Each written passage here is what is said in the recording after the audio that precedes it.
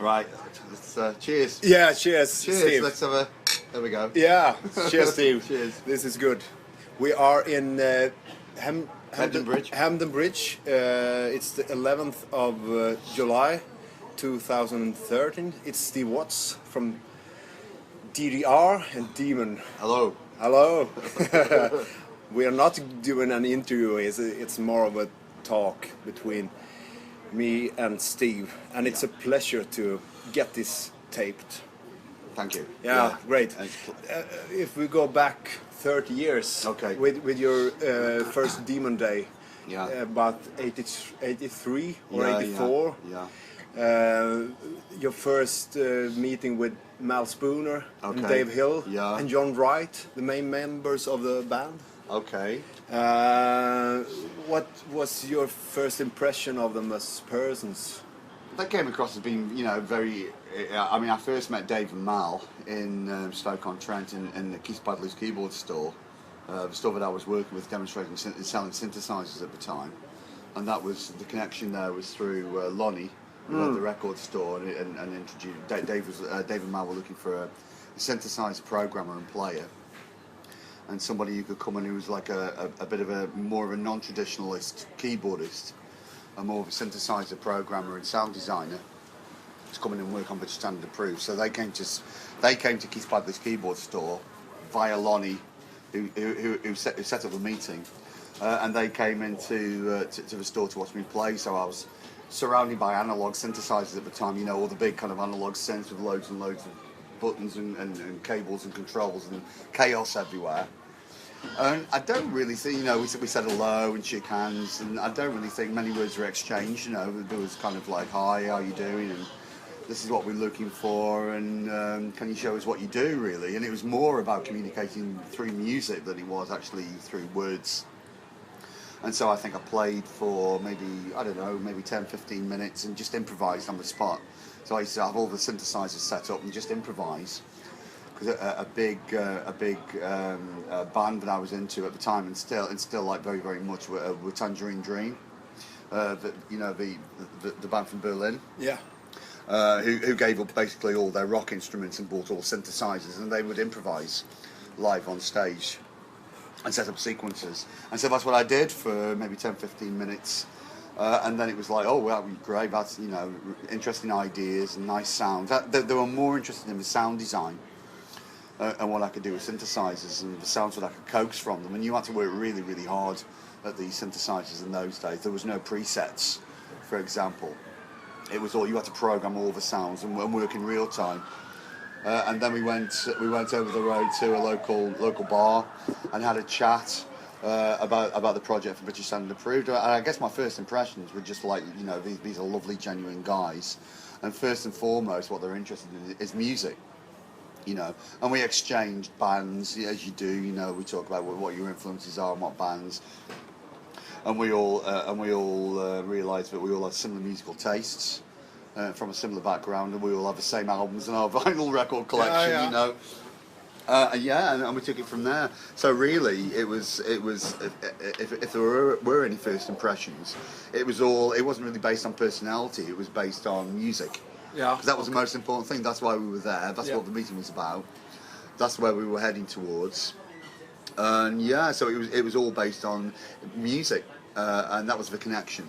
Yeah, you know. And I think very often, you know, in bands, you know, you don't necessarily, or in any kind of art, you don't necessarily have to get on necessarily from a personality point of view with the people that you're working with, as long as you have the same outlook. For artistic creativity, you know, and for the end result, and if you're heading in the same direction, you know, then that can work regardless of any kind of personality clashes. Yeah. You know, so the first impressions were, these are musicians, serious musicians, and they're doing talking about some interesting work, and they want me to do something very, very interesting, and I was really up for that. So that's how it started. Yeah. And then you started to rehearsing for British Standard Approved. Yeah, I was invited over to Leek. Well, before we started rehearsing, I went kind of for an impromptu, what's the word? A kind of again, they asked me to come in and play. I think they asked me to rehearse a couple of tracks from The Plague. Okay, yeah. So they basically, I was asked to go to what turned out to be an audition in Leek, in the Wilkes's Head, and there was a beautiful old pub in Leek, in the Peak District National Park, just on the outskirts of a national park. And there was a lovely, great big coach house behind there, an old stables behind there, with a lovely room in there, and we did a rehearsal in there. But the audition turned out to be slightly problematic because I'd got, I think they asked me to rehearse The Plague and Fever in the City. Yeah. Which I did. But the problem was, at the time, I'd only got one it was a good synthesizer called Delta, but very, very, very basic. And only a small 5-octave keyboard. And then that was it. So I ended up with this keyboard, and then in the pub was just an old knackered pub piano. and so I had to do this audition. So that, we got the drums. That's when I first met John Wright as well. Okay. So I first met the rest of the band, Chris Ellis and all those guys. So I met the rest of the guys in the band. Was Chris Ellis still in the band? Yeah, Chris Ellis was still there. Okay. So they asked me to play this stuff, and I did. So I did a solo bit on there, and you could hear this intake of breath, and then there was a bit of, and it was like, well, what do you expect really? I've got one synthesizer. Yeah. You're talking about an album which has been professionally recorded by Andy Richards, who was the keyboard player. Yeah. Who went on to record with Trevor Horn, the producer in London for Frankie Goes to Hollywood and the Eurythmics, with tens of thousands of pounds worth of brand new digital equipment. So the synthesizer sounds on this album were huge. And to be able to reproduce those would be absolutely impossible with one keyboard and one knackered pub piano. Yeah. So obviously it didn't sound particularly good, but I could play this stuff.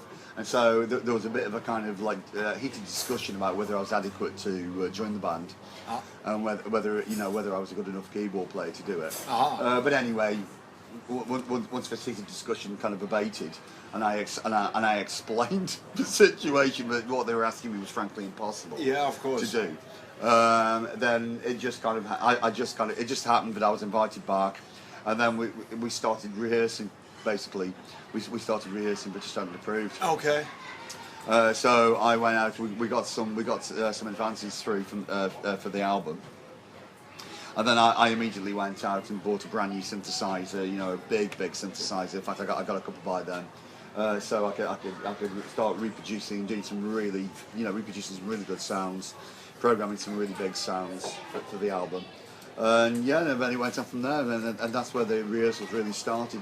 We started rehearsing with the original line. It would have been Mal Spooner, Dave Hill, myself, Chris Ellis and John Wright. Also, Chris, but Les Hunt was gone. No, Les had left. Okay. Post the Plague. So Chris was still there. Okay. Chris was still playing bass. Oh, interesting. And he stayed with us for quite a while. He rehearsed a lot. He was supposed to be playing on British Standard Approved. He was supposed to. Well, he was the member of the band, Yeah. And he was supposed to be playing on British Standard Approved. And then for there was some health issues going on at the time. He was also a DJ for Radio Stoke at the time. Yeah. So he had family commitments and an awful lot of other commitments, and as it happened over the months through 1983. He decided to leave. Okay. Which is fair enough. He decided to leave. He'd been there for this was his 4th album he was working on. Yeah. But he decided that he could no longer commit to it, so he left. And then we carried on rehearsing without a bass player, basically. Oh yeah, just the 4 of you. Yeah, so just the 4 of us, and we started working on putting the album together. Yeah. Well, the interesting part about that album was, we were discussing earlier before we started recording this, was that there was no keyboard parts on the album, and it was all acoustic guitar and drum parts and vocals, and that was it. Yeah. There was no synthesizers, there was no keyboard parts, so the whole thing had to be. A lot of the guitar parts were not disregarded, but it was decided that they wanted a lot of synthesizer ambiences on there to replace the guitars. So that's where I came in really, and that's where all the programming and arranging and composing the keyboard sections, and then having to rearrange a lot of the tracks so the keyboard parts would work around them. So yeah, it was a lot of work. Fun times. It was good.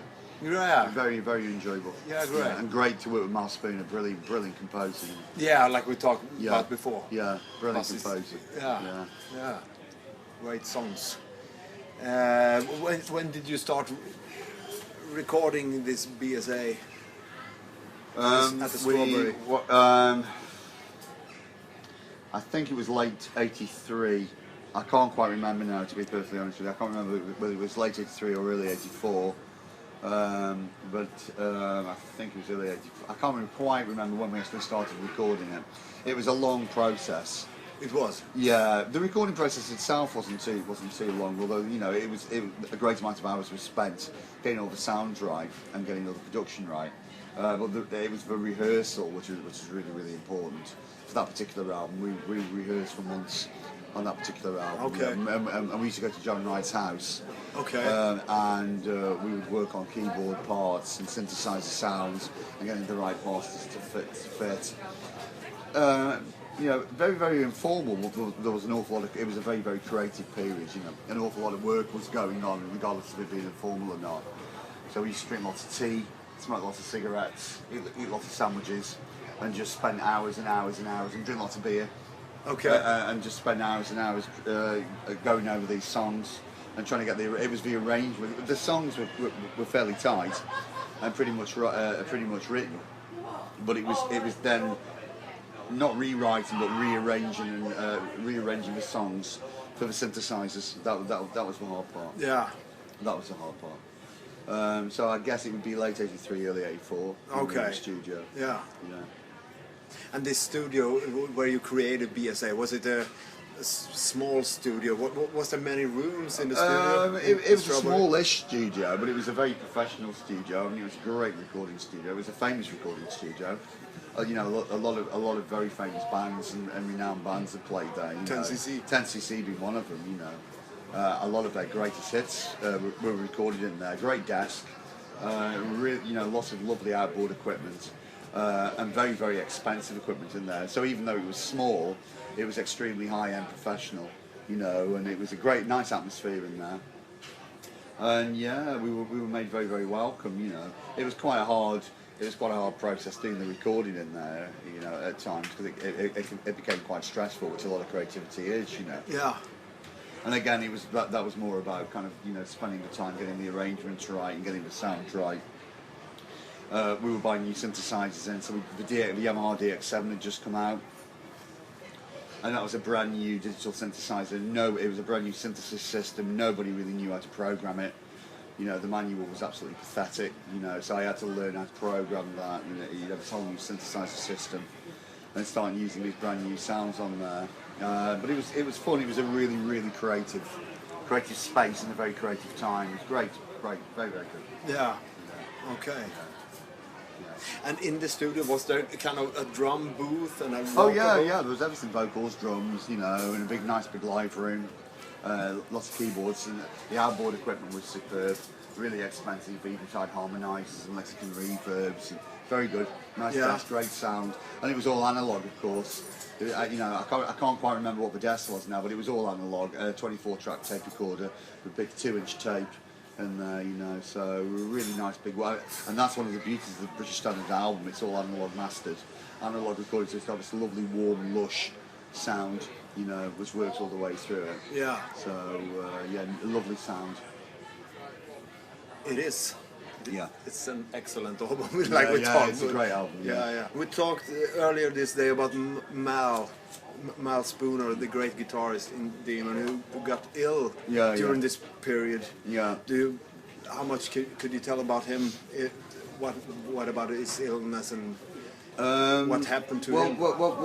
I mean, he'd been ill for quite a long time, and he was suffering from. He used to suffer from a bad immune system, and so when he had a virus or a cold, where you or I would probably shake it off quite quickly, he couldn't. So I think he had a weakened immune system, and so he really suffered with colds and viruses, and I don't think any of us really realised, well, I certainly didn't, just how ill he was, but we knew he was ill, and this had been going on for many months. as far as I was aware. It's Yeah. only been going on for many months. And then obviously it became increasingly more obvious when we were working in the studio on which Standard Approved, and he was quite obviously ill around that time. His energy levels were low, and he would have coughing spasms, and there was blood coming from his lungs, and it was quite horrible. It was it got quite nasty at one point. And we went into the studio, myself and Dave, one evening to do a late evening session, and that was to record Proxima. And so Mal had put down all the we got the guide guitars down, which you can't hear now on the finished track, because they were all replaced with synthesizers. Okay. And again, Proxima was not Proxima, sorry, Cold in the Air. Okay. So, Cold in the Air. So Cold in the Air again was all acoustic guitar based. So all that was removed, but I had that as a guide. We had a guide vocal from Dave, and we had the end section with the drums and the guitars. Some of the rhythm guitars and crash chords already recorded. Okay. And then the idea was then to completely rearrange the synthesizers and layer all the various ambiences up from the synths. Was it Mal who played those crush chords? I can't really remember at the moment. No, I think Johnny Waterhouse plays the crush chords. Yeah. And I think Mal played the guitar solo on that. I'm pretty sure. It's Mal. Yeah. But I might be wrong. I can't quite. Memory's quite hazy about that. Okay. I think that's right. So I was in the studio with Dave, and Dave had we hadn't got long into the session. And then Dave had a telephone call saying that Mal had been taken seriously ill and been rushed to hospital, and he was in hospital with pneumonia. And that was it. That was the last time he died. He died overnight, So Dave rushed off to hospital. I was left alone to do all the work on Cold in the Air, and do all the arrangements and get all the synthesizers on. I worked with Chris Nagel, the engineer, and we worked into the night. And that was it. He died.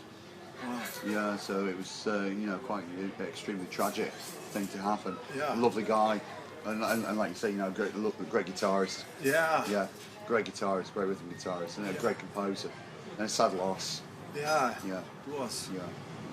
And a very, very natural guitarist as well. It seemed effortless.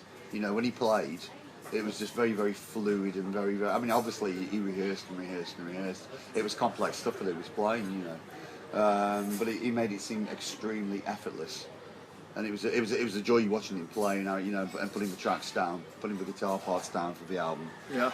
And a lovely guy to get on with. Very, very, very, very easy. Very, very easy. Great personality. Very laid back. Very easy to get on with. Yeah. Great. Yeah. I got on with him really, really well, and which was lovely because he was quite a lot older than me as well. Yeah. So I think he was nearly 15 years older than me. Yeah. At the time, and I was 19.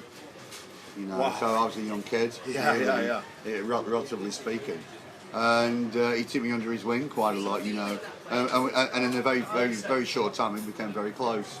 Okay. Yeah. Yeah. Well, it's sad loss. 1 year or something like that. One year between. Yeah, roughly. Yeah. It was a very short time, but I knew him. But it was a great time. Yeah. It was very special. Yeah. Very special time. Would be great to have him sitting here now talking to us. Yes, it would. Yeah, and I do often think, what would have happened to Demon if Mal hadn't have died and carried on? What kind of music would we have made? Mm-hmm. And would I have come in as a third composer? Would it have been three of us composing the music? I like to think it would have been. Yeah. But it was effectively on British Standard Approved. I took the composing and arranging roles. As far as the keyboards is concerned, there was a hell of a lot of keyboard work on there. So the three of us, I think, worked really, really well. But the songwriting, obviously, is fundamentally Dave and Mal on that album, and it's a brilliantly written album. Yeah, it is. Great album. Yeah. All the energy put by all of you. Yeah, the whole. Yeah, I mean, everybody worked brilliantly on it. Yeah. And of course, then because Chris left, Gavin Sutherland from the Sutherland Brothers was brought in on bass guitar, and he played some extra instrumentation on there as well. Great guy, again, fabulous bass player, and the combination between him and John Wright, both of whom had played with each other, years, for years and years and years. Yeah, We knew they each were other really, really well. Old friends. Yeah, old friends. And the combination of those two working together, the rhythm section was so tight. Beautifully played, brilliant. Yeah. Brilliantly played. Yeah. Great combination, the two of them. Yeah. Yeah. Great to hear. And we discussed last night about the intro of First Class and the guitar solo, Cold in the Air and Touching the Ice with a fretless bass, I think it Yeah, was. there's fretless bass on there, yeah. It was played by Gavin. That's Gav, yeah, and he plays congas on there, and he plays flute. Yeah, flute on as there. well. Yeah, very, very talented guy. Yeah. Very talented. Heading in the new direction. Oh, bulldogs, head is day. Steel wheels moving in slow motion. Think it's time to take our place. Let's rattle the cage, work the machine. Let 'em know who you are. Shine to be seen. Crush the cold ends of tradition. Who cares where you come from? We're receivers of progression. Not singles and a phrase.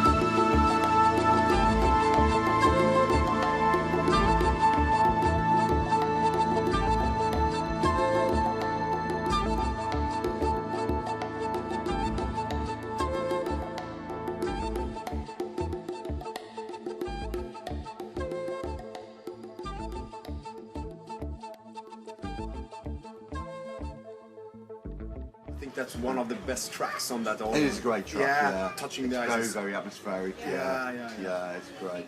Yeah. I love it. It's a fabulous album. It's my favourite Demon album. Yeah, Yeah. right.